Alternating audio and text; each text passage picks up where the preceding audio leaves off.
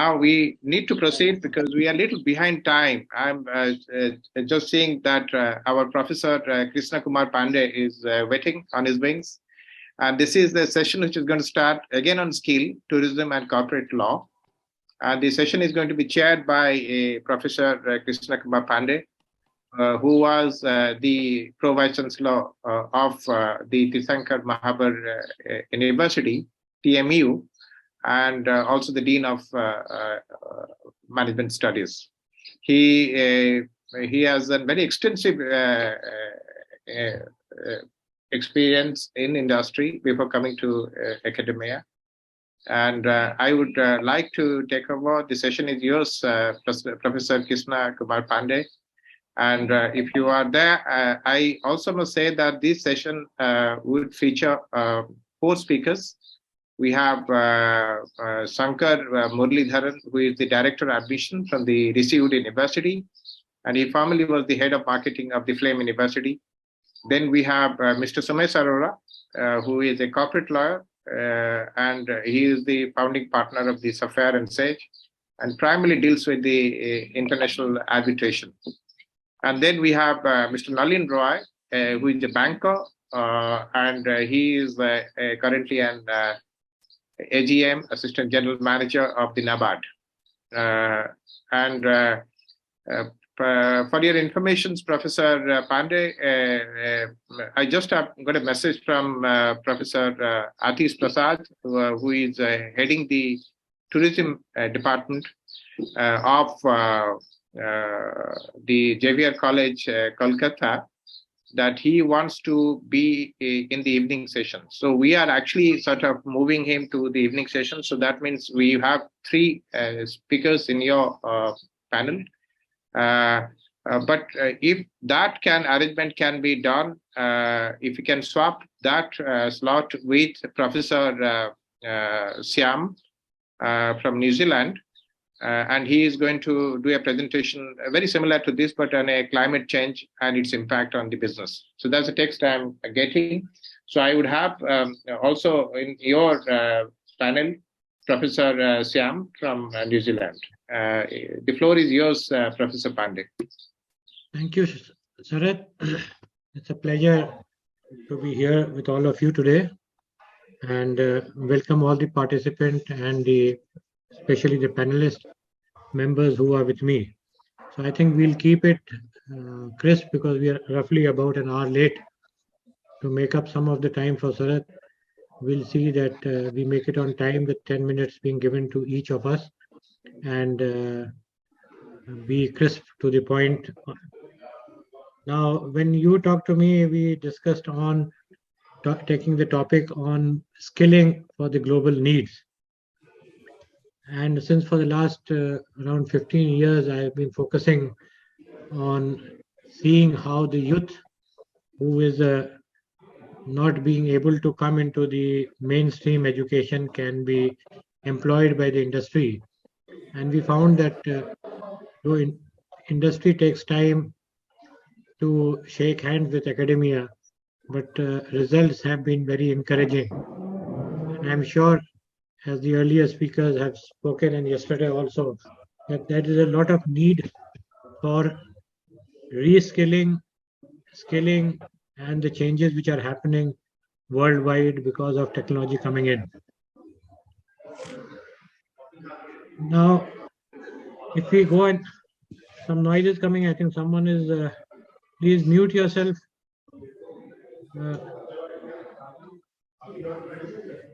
I just see.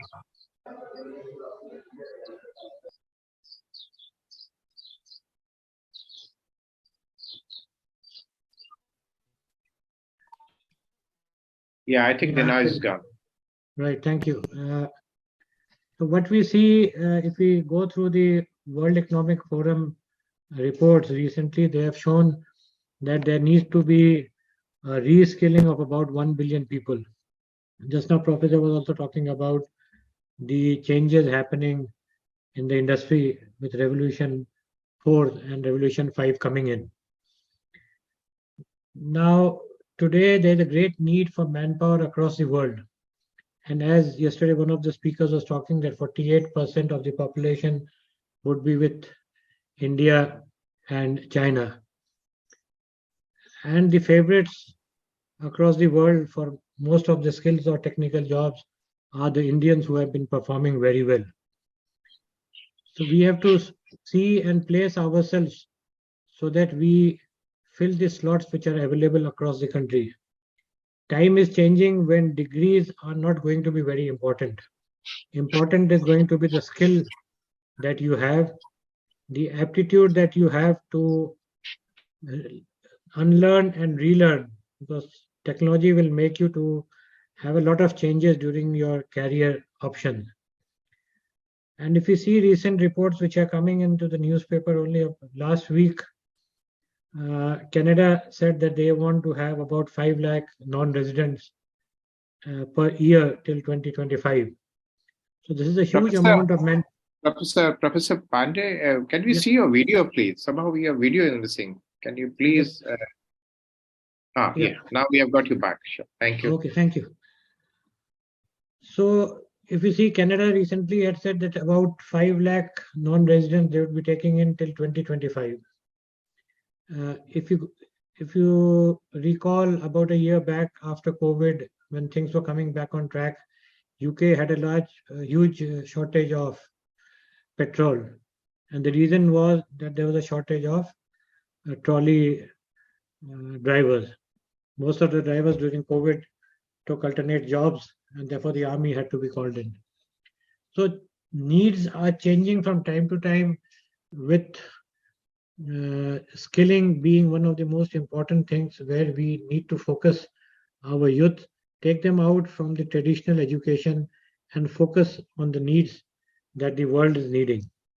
Now, not only would we need people to know the hardcore subjects or the technology in which they want to be skilled, we need to train them so that they understand the global environment, the global culture, the languages for which, to the country that they are targeting themselves to, the cultural awareness of those countries, and also the soft and hard skills.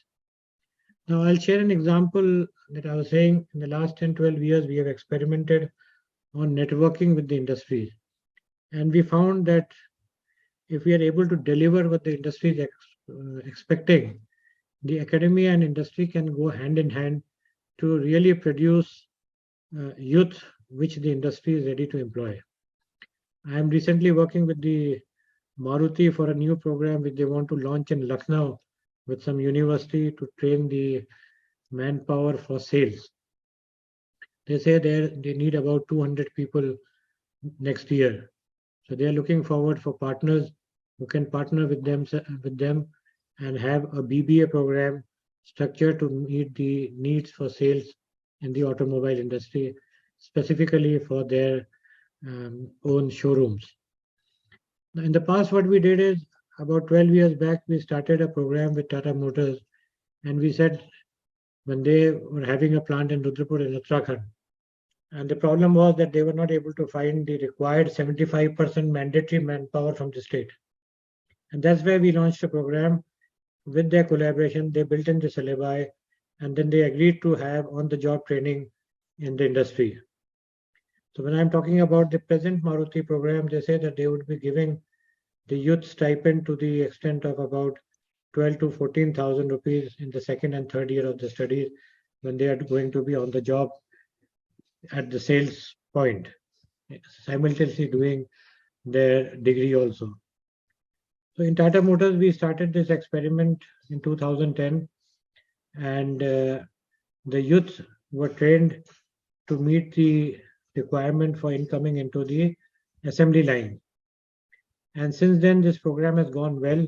It was built up with Tata Motors, then scaled up with Ashok Leyland, which was also having a plant in Rudrapur, and then scaled up with Maruti in their Gurgaon plant. Now, my learning from this small experiment has been that if we are able to deliver what the industry wants and meet the quality requirement from time to time, I'm sure that there can be great opportunities in skilling youth for industries, and we can always scale this up. Many of those who got trained here are abroad in different companies working at good positions, whereas they only earned a certificate or an advanced certificate. Because at that time, we did not have a BVoc degree. And so doing on-the-job training and a regular university degree was practically not possible, though it is possible now with the national new education policy which has come 2020. So I think it's time that the academia and the industry both collaborate.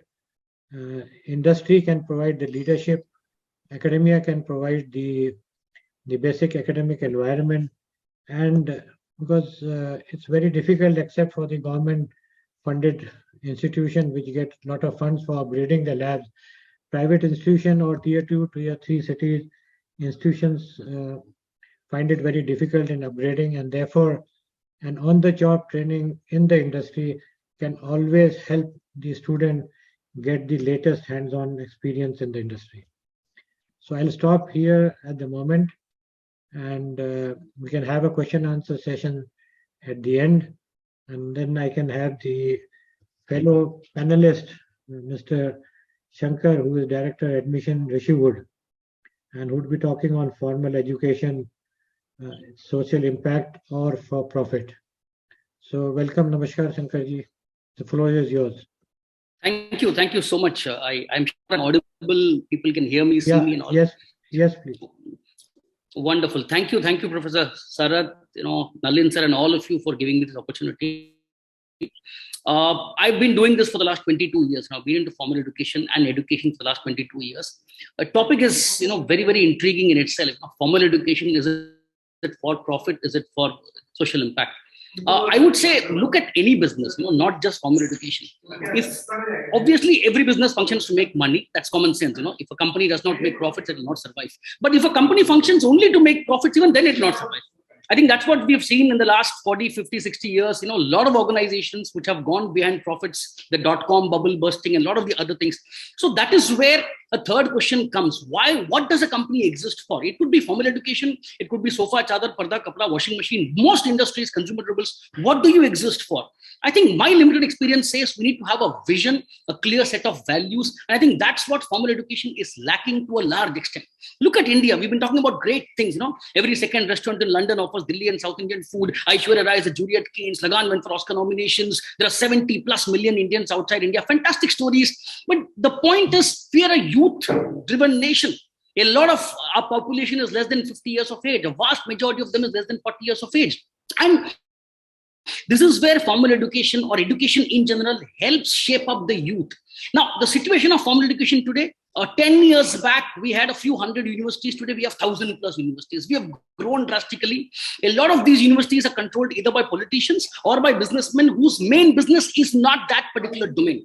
They are into a lot of other things. So what has happened today is there are clear gaps between the K-12, the schooling system, which has grown really well. IB schools and a lot of CBSE schools are providing very good curriculum. The K-12 system is doing exceptionally well, but there's a huge gap between K-12 system and formal education. There's a bigger gap between formal education and industry. I think that is where the question needs to be. For me, social impact is about creating universities which talk about diversity. I mean, I go to almost all IITs, almost all IIMs. I've been a visiting faculty with all top business schools. I talk to almost 1 lakh students and parents on an yearly basis, me and my team.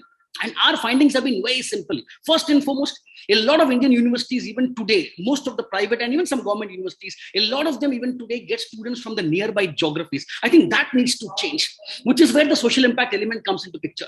I've had the privilege of working with some very big organizations, and Amartya Sen, and some of us would know Amartya Sen, the first Indian to win a Nobel Prize in economics. And he was once asked, "Sir, tell us something about yourself." And he says, and I quote, he said, "I'm an Asian, an Indian citizen, a Bengali with Bangladeshi ancestry, an American and British resident, an economist, a dabbler in philosophy, an author, a Sanskritist, a man, a feminist, a heterosexual, but somebody who believes in gay and lesbian rights, from a Hindu, non-Brahmin, non-religious background, and a firm believer in before life and afterlife." And then he says,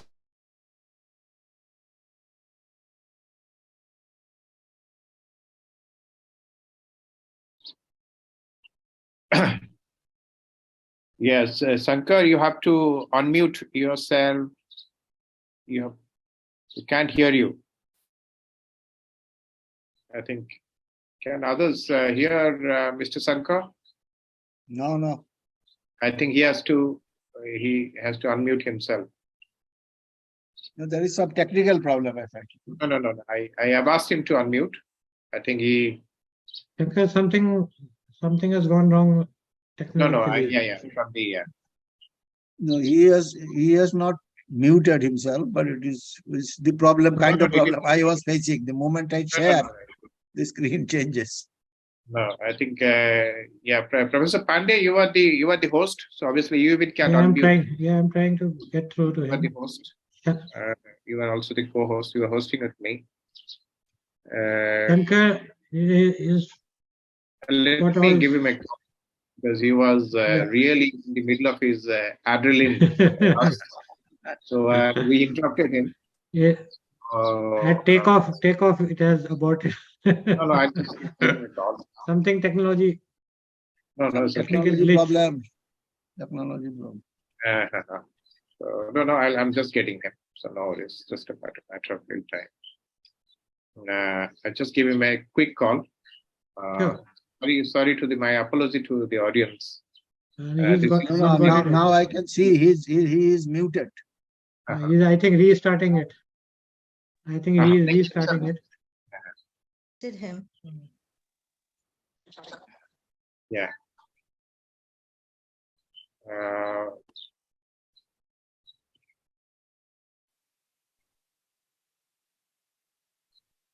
I think he's doing it. No worries. So sorry, my apology goes to the audience. I think also those who are accessing us through live streaming. We are definitely getting Mr. Shankar back. It's just a little bit of technical glitch we are trying to fix.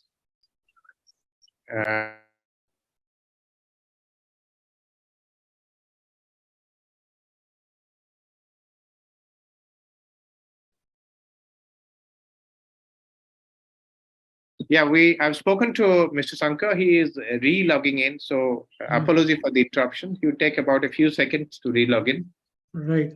And just to manage the technology part, apart from you, Professor Pande, Professor Gaurav Asis also is here. He's also a co-host. So I have. Namaskar, Gaurav. Namaskar. Good to see you all here. Yeah. Nice seeing you. Welcome. So we are definitely getting Shankar back. Otherwise, we have a lot of people in Mr. Shankar's neighborhood. Someone go and fetch him.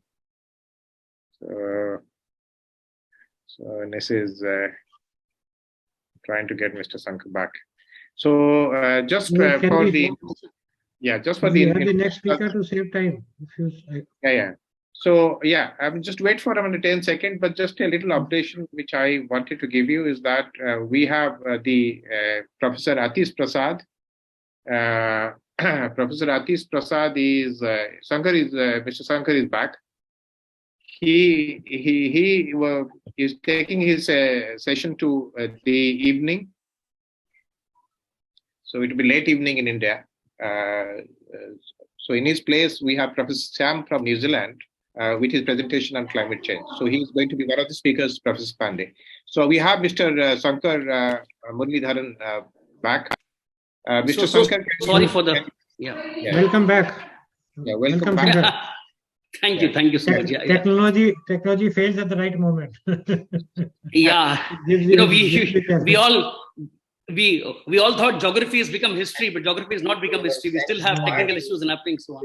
Please carry on. Yes. So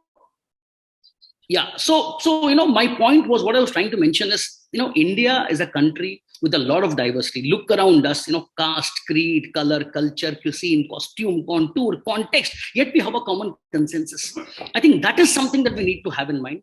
Even today, there are lots of students who are deprived of education in private universities because of lack of funding. So in that aspect, private universities are chasing money. Having said so, there are universities in India. There's a Flame University where I've worked for a long time, Shivnadar University, Azim Premji, a few of them, which are purely philanthropic driven.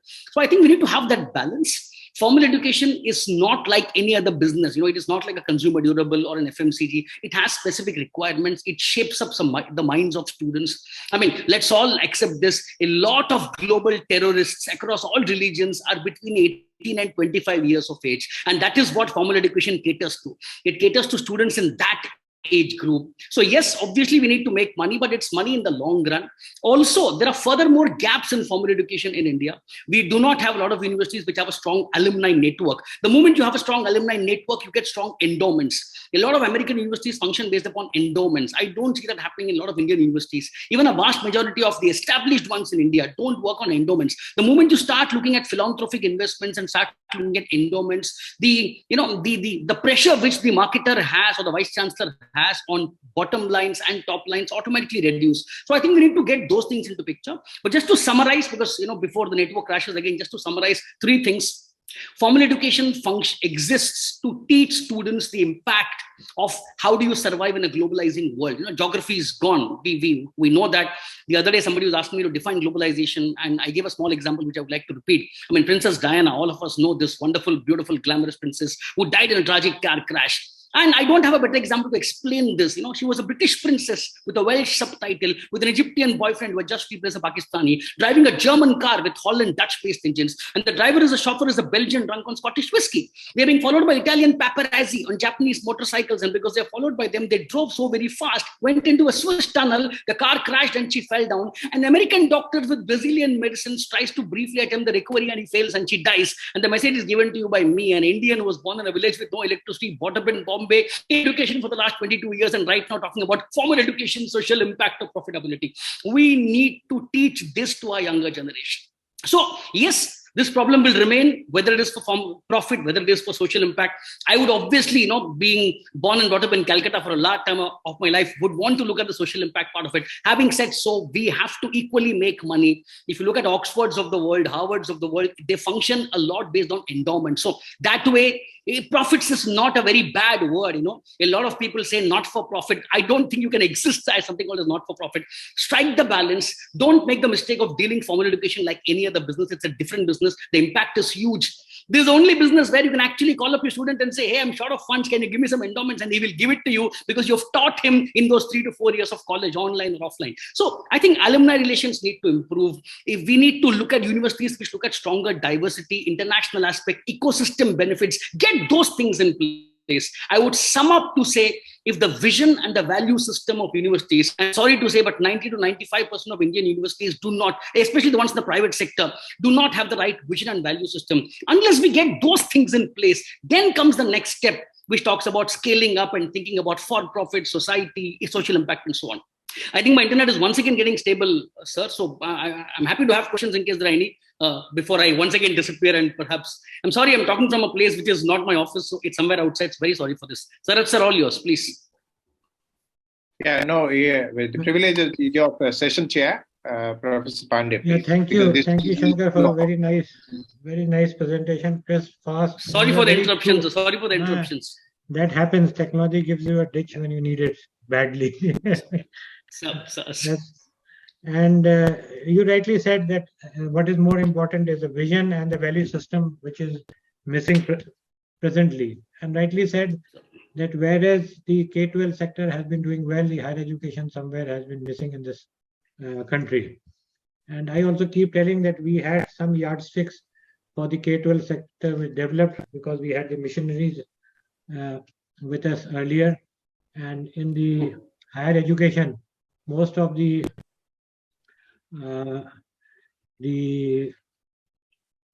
people say that we cannot be IITs and IIMs. They said that there is no comparison then left. You have government institutions, so you don't have any benchmark to scale up. And on the other hand, also, you rightly said that you have to have, unfortunately, you have to register yourself as an institution for a not-for-profit. That is the first misleading word. Otherwise, if it was not there, I think the word of not-for-profit would not have come in. And if you teach it naturally without money, nothing can happen. So very well summarized. Thank you very much. And we will take the question answer session at the end so that we all can then collectively answer the query of the panelist. So the next person on the panel is, may I request Somesh Arora, who is the founder partner of SAGE. He would be talking on meditation tools for resolution of business disputes. Please, sir. Is it there? Yeah. Welcome. Namaskar, sir. Thank you, sir. Namaskar, sir. Good afternoon to everyone from India. As usual, Sarat sir selects me at the last person and pushes hard that you have to adjust your day and diary as per his instructions. And being a dear friend, whenever there's an instruction, then you have to reschedule the entire day and entire program. Unfortunately, there is some news which I have just received, so I have to rush a little early, but I'll take about 5-7 minutes, which I'll just try to share. Now, the thought process was more on mediation when I started the topic, but when I was hearing Dr. Rajat and could understand that startups per se have an issue which concerns we the lawyers, though we have to be selected as odd in this particular conference. Now, very interestingly, about a week ago, I received a client in the office, and now this gentleman comes with a great business idea, and he had invested good about 1 crore of Indian rupee, in that business already, which was more on the second opinions on certain things, which I can't share right now. And very, very interesting thought process, the idea and the kind of investment and the team, human resources, infra, everything done. Now comes a very interesting part. And now somebody has already entered into a contract with him where the promise was to invest 20 crore rupees over a period of time. And the first set of money was to come as 5 crores within a week's time. And now this person, when he has invested so much with that promise of investment with a written contract, and the contract covers everything. So this gentleman gives him a check, he starts everything, and this check, when presented, was dishonored. Now this man is nowhere. He comes to me and asks me, what should I do now? I have already done everything, and this 5 CR check was very, very important. And there was a promise, there's a written contract drafted by one of the top lawyers, and everything on the place. But that person doesn't want to invest in this business for some funny reason which he might have. Now, this person comes to me and asks me, what should I do now? So as a lawyer, I had 3 alternatives back in my mind. So I said, okay, let's go for one, dishonor of check. It's a criminal liability. Let's go to the court. He said, wonderful. That man will be punished. Tell me how soon I can get this money. My whole intent is to get the money. Punishment is secondary. The second possibility is that because you have an arbitration clause, I can go to the court and move an application for an interim injunction, and whatever you were supposed to share as the transfer of shares, that will be stopped. Again, the question was, sir, yes, I will not give him the shareholding, or I can stop that. What about getting money? I need to do business. I'm so much committed. Now, this was something where I was stuck. This gentleman is looking forward. This gentleman is looking forward for money right now, which was through the encashment of check. This check is stopped. The litigation, whatever we could have used, or the criminal process would have not gotten the money. And it would have taken good about a year or two to really see some resolution and then challenge and that system. So I was clueless. As a lawyer, I could not find any way. So the best thing I could suggest him that, okay, let's try for mediation. Now this, for the first time, this man said that, no, I went to about 4-5 lawyers. Nobody suggested us that mediation also a possibility. They were saying that we'll issue a legal notice of dishonor of check, and there might be a pressure on him. He might try to succumb to that pressure and look forward for some early settlement, which may or may not happen. So then I called one of my friends who is into mediation. Delhi High Court has a mediation center. It's a pre-lit mediation. I requested early hearing, and we were able to make those people sit across the table. However, it's about a week now. We are not able to really resolve it. They are into discussions, but looks like that over a period of time, maybe sometime from now, there might be some resolution, some kind of whatever differences they had in understanding the respective businesses and contracts might be resolved, because we have senior mediators involved in it, and they are trying to negotiate and renegotiate and trying to balance the situation. So here, my topic per se is more on mediation right now. And why mediation? For the reason because ultimately for startups, for businesses, now litigations and arbitrations may not be a great idea. When you compare both three of them, the court litigation, the arbitration, and the mediation, so we all understand the court litigation, where you file a case, you do not know who will be the judge like, will he understand the topic per se, is he really intelligent to understand the commercials of it, or go behind the intent of the contract. The language he can go for interpretation. What was the intent of this contract and what are the after effects? It might take a lot of time, 3-4 years, for him to really decide that issue, subject to certain kind of situations.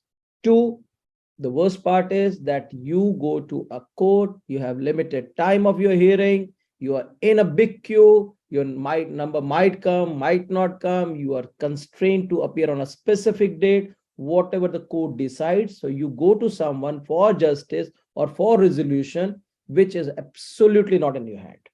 So this gentleman who is sitting as a judge or a successor, they will decide the way they understand the whole economics about the dispute. Then comes the second part of it, which is arbitration. Now, arbitration, you can select your own judge. Arbitration, you can definitely look forward to have someone at your convenience, at your timings, on your language.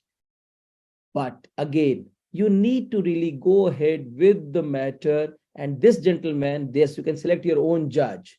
So if you find that this is some case where you need to have a specific specialist person who understands not only the domain, but the industry also. He understands arbitration also, and he understands the industry also. Definitely, he'll be a better person than a routine judge who's a law graduate to understand this matter. But then when you go for this kind of arbitration, where your days are selective and you have timing, control timings, still the time limit is about a year and a half. And the parties, if the defaulting party wants to really ignore it, avoid it, move ahead, as normally in India we do that, as lawyers also and as parties also, go about 1.5 years odd, you really take your time for decision of a dispute. Now, this dispute then is challengeable, and then you have a set of system, got about 3 systems where you really challenge it. I know a case where, very interestingly, I'll just take 30 seconds to explain that. The parties enter into an arbitration agreement where basically the venue of arbitration was London, and it was done very decently by the concerned arbitrator. He decided, and one party was in India, one was from US. So now the parties went intercede to challenge the award. Ultimately, US Supreme Court decides the award in favor of India, and Indian Supreme Court decides against Indian party. And good about 10 years of litigation on arbitration, which was decided in about 6 months' time, took 10 years and still is in the Supreme Court. So ultimately, the thought process was to resolve a dispute, but then there is no unending story. So third comes, I'm just giving you these small 2 examples of court and arbitration just to compare it with mediation. Now it comes to mediation.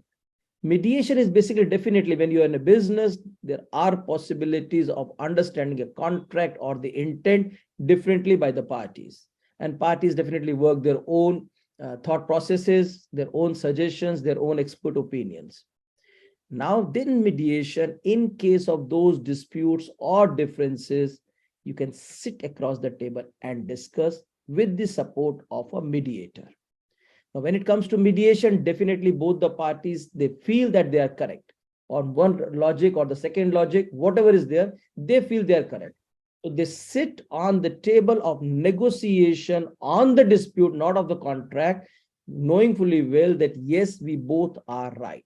But somebody else has to hear them and try to make them understand that yes, you are right, but whatever you are right is limited to certain things. So maybe you are right, but the other party may not be wrong.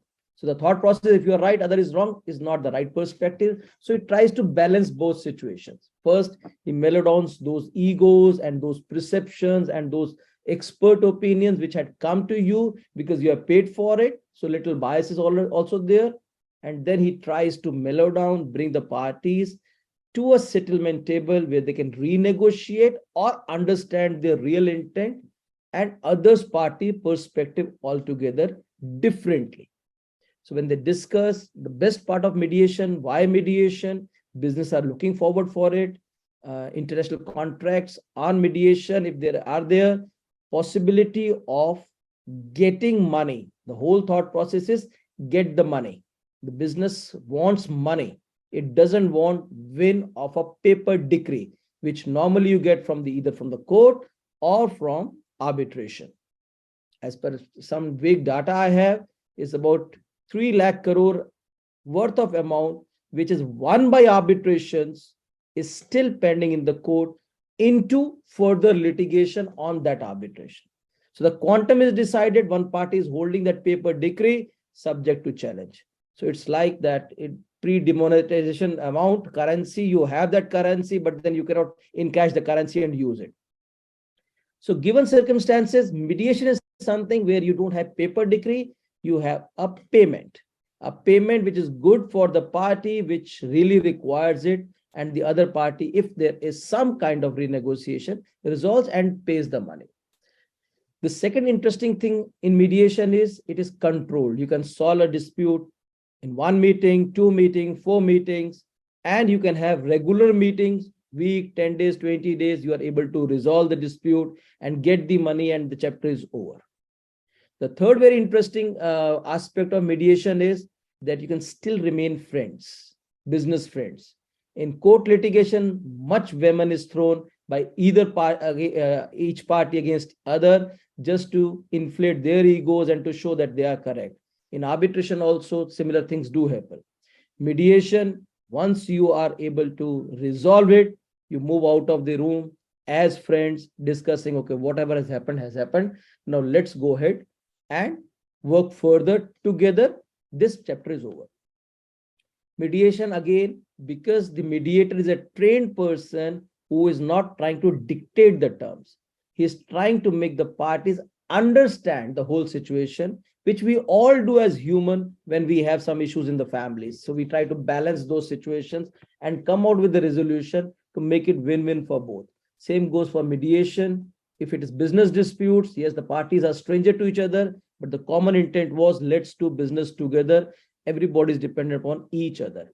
So this is some tool which, yes, the world at large is accepting, they're appreciating. Unfortunately, in Indian contracts, I do not find much of mediation. It is taken as a tool. Okay, we'll put mediation just to gain a little more time. And finally, we go for some kind of dictate by either the arbitrator or the judge. So my whole endeavor today is that when I see this gentleman who comes with a startup business, if he is able to finish off this chapter in a week or 10 days time, the business will survive. But if we have gone for litigation or criminal cases and all that, the business would have died. Maybe punishments and all that stuff is futuristic. So this is all I have to say today. Thank you very much. Well, thank you, Somesh. Very well said. And I'm sure the need of the hour is to have more and more of startup and business, less of litigations to delay things. And very rightly said, at the end of mediation, when you go out from the room, you are still friends. and continue to do business. Thank you very much.